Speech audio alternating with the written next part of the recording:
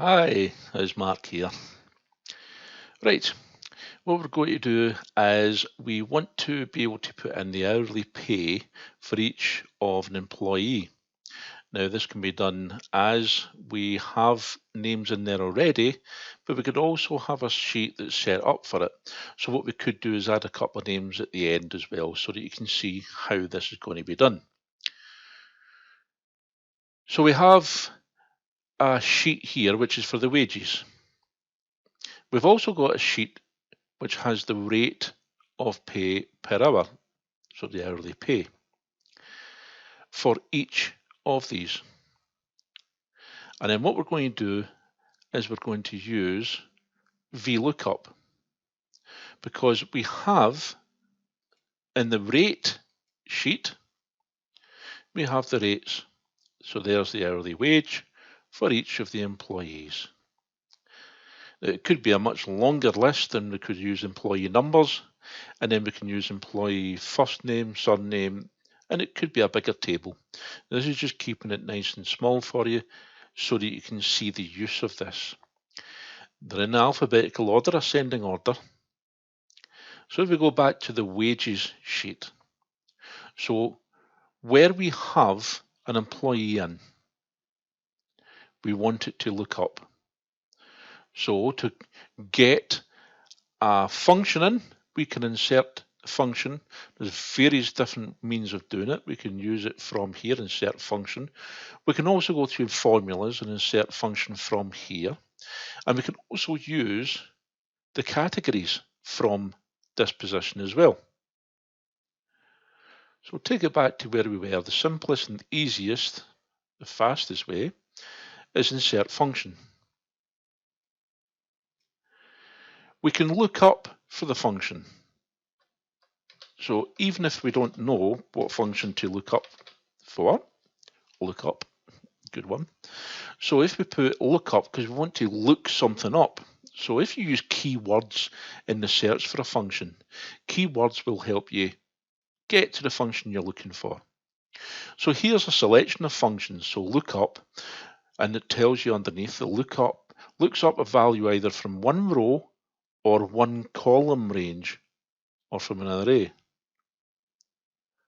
HLOOKUP looks for a value in the top row of a table array of values and returns the value in the same column from a row that you specify. Now, if you remember from what we had in the rate sheet, we have got columns, and it's the third column that we want to return, being the hourly rate. So we want it to look down the column and then look across the row. So to return it from that row, and we specify the column from that row. So VLookup looks for a value in the leftmost column of a table, and that's what we have, and then returns a value in the same row from a column you specify. So it'll look down, for this first one, say is for employee of Barbara, and it'll look down the list for Barbara, and then look along that row, and we will specify what column from that row is to be returned. So we're going to use VLookup. You've got help on this function which also provides you with an indication as to how it would work, and quite often what they'll give is an example that you can take and put into a sheet, and you can try to work from that, or you can look back on this video and hopefully this video will have shown you. So we click on OK. This provides you with the function arguments. So for VLookup, it confirms what VLookup does. And it also says by default the table must be sorted in ascending order. We've done that. The lookup value. So as we're in each of these fields with the arguments, what we'll do is we shall look to see down the bottom here where it says lookup value. It's the value to be found in the first column of the table. So it's what we're looking for. So it's Barbara. But instead of typing in names or figures, It's much better to be working with cells. We work with cells, so it's cell A2. The table array. The table array is a table of text, numbers, or logical values. So it's the table. That is in the rate sheet. So if we click on the rate sheet, you'll see that it's taken in the indication it's the rate sheet. And you denote a sheet by the name of the sheet and an exclamation mark. We then tell it where the table is. This is the whole of the table. So we've got column 1, which is the employee, column B is the branch, which is column 2, column 3, which is C, this is the third column in the table, not the sheet, but in the table. So if we remember that, so it's A2 to C9 on the sheet. The column index number is going to be what we want returned. So we want it to look up this table in the leftmost column, remember, because that's what lookup is, in the leftmost column, and it is there, leftmost column, and it will look up, so from A2, it'll look up Barbara in this instance, because we get Barbara in, but it'll look up for whatsoever in A2, and then we're going to tell it to return column 3. So that's column 1, column 2, column 3 of this table array. So it's a column 3. So column number is the column number in the table array for which the matching value should be returned. So 3. You'll see that it gives you an indication already, formula result 18.88, which was correct. So we know we've got the right one.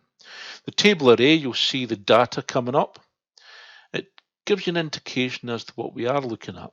Now the range lookup, if there's nothing in there, then it's true. So in other words, it's the range lookup is the value to find the closest match in the first column. Again, it reminds you sort in ascending order. So if it's blank, then it's true. If you type true in, it's true. It will look for the closest match. However, be careful on that. What if you had two people called Anne? A-double-N and A-double-N-E, or Annie. Then you maybe want to think about using false. What that will do is it will make sure that it's an exact match. There you go, find an exact match. Not the closest, but the exact match. So if we click on OK, that's us got our formula in. Now we want to copy this down, we want to fill it down, and we'll put it down into the next two after this so that I can show you it working in real life. So we've got VLookup, that's where we're going to look at what we're going to look up, where we're going to look it up, and what to return, and on what basis. So that's the formula. But if we're going to copy this down and fill it down, we need to make it absolute referencing so that the table does not work on the basis of relative referencing. If you're not too sure on relative referencing and absolute referencing, check out the videos for those two as well. I've done them separate for you. So if we hit enter, that's it now done. And we can pull that down. It's the bottom right hand corner of the cell. We get the wee plus sign. You click and hold and drag it down. Obviously it's not applicable at the moment. We're going to check these out in a minute. What we can do is we can format so it looks a bit better with currency. So these are the rates. And if we were to look up there, so Diane, we get 1420. If we look on the rate sheet, there's Diane, 1420. So let's try out another couple. So we'll maybe put John in and Ellen. So down in the bottom here, if we put John, now you'll see that the VLookup will act immediately, as do calculations in cells.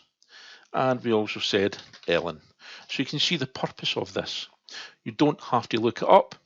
Let Excel do it for you. Thanks very much. Thanks for watching, and See you soon. Bye just now.